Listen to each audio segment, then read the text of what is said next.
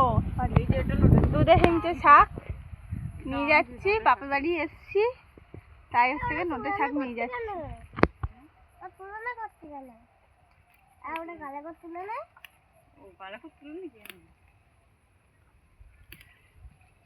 প্রচন্ড গরম। আর এই যে করছিস কি বলে এটা, শীষ পালং।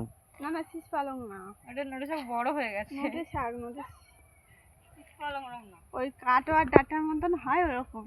ওটা নদীর শাক বড় হয়ে গেছে, ওই জন্য দেখতে লাগবে।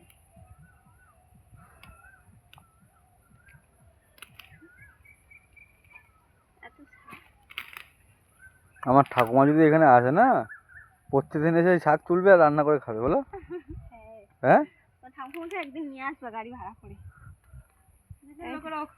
এই যে শাক এত টেস্ট লাগে, মানে মাছের ঝোল করে আমি খাই না, আমি এমনি ভাজা করেই ভালো লাগে।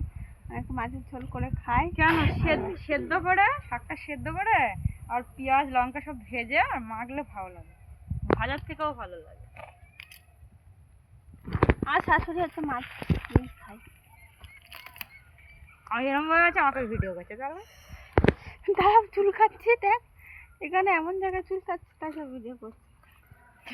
গরম না যে, রোদ্দুরে গরম না যে, ছাওয়া যায় না। এটা কি লাল শাক না? তোদের জায়গাটা বলে এটা ব্যাগ নিয়ে আস বা কিছু নিয়ে আস, না পরে নিয়ে আস।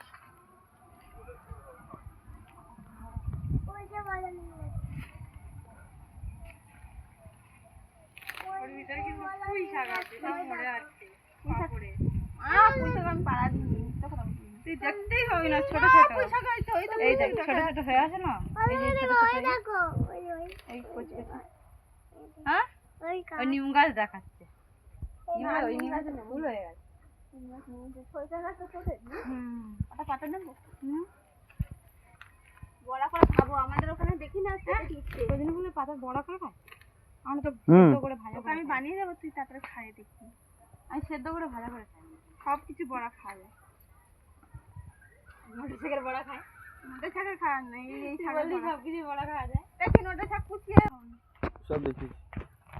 বেগুন গাছ, এই যে বন্ধুরা বেগুন গাছ, শ্বশুরবাড়ি এলাকায় এসেছি, দেখো বেগুন গাছ, কলা গাছ, গরুর জের মতন তুলছে একদম।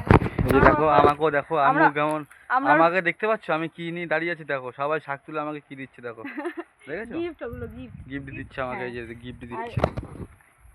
ও তো এই যে গরুর খাওয়ানোর জন্য শাক তুলছে, বাছা যাবে নিম টিম টপ সব তিতো হয়ে যাবে।